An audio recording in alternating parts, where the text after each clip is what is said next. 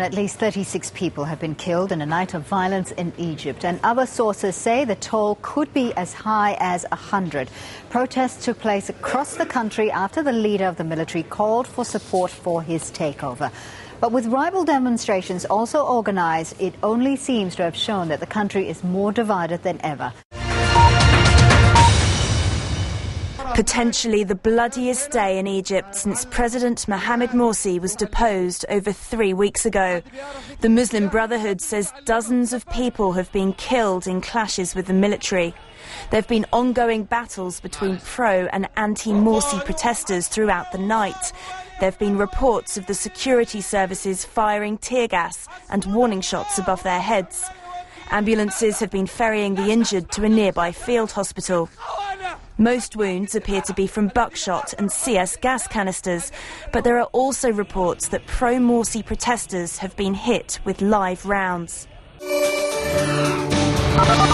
Video of the clashes shows government trucks driving through crowds of protesters.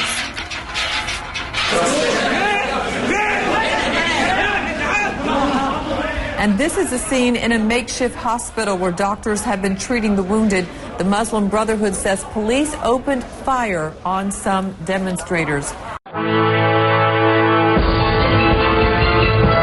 In Cairo, supporters of the Egyptian army and the Muslim Brotherhood continued their rallies. In Tahrir Square, giant portraits of al-Sisi deployed by anti-Morsi protesters. I want to salute General Sisi and tell him that the Egyptian people support him. For the Muslim Brotherhood, the removal of Morsi from power is nothing less than a military coup led by al-Sisi, and continue to ask for his reinstatement. What happened was a party won, a party lost, the lost party brushed up to the military to use the military muscle to push the votes out of the picture, and we can't accept that. The Muslim Brotherhood's opposition is showing no signs of waning. On Friday, the Egyptian authorities formally detained the ousted Islamist president. Morsi is accused of conspiring with the Palestinian group Hamas, helping militants in the murder of policemen under Mubarak's rule.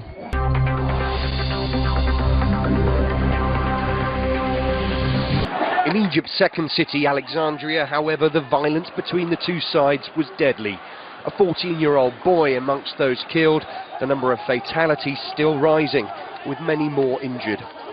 Leaders of the Muslim Brotherhood say this is just the beginning, and they blame with Egypt's new leaders for what might happen next.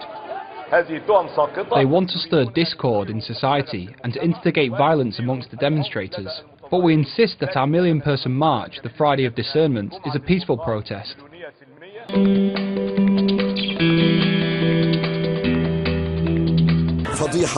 This is a scandal that proves that this is a regime that disregards the law and the constitution.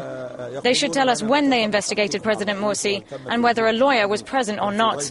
The whole world knows they're making up accusations to disfigure the revolution in 2011 in favor of the military revolution in 2013. Army helicopters watched over the anti-Morsi crowd in Cairo, which turned out en masse following the army's plea for support.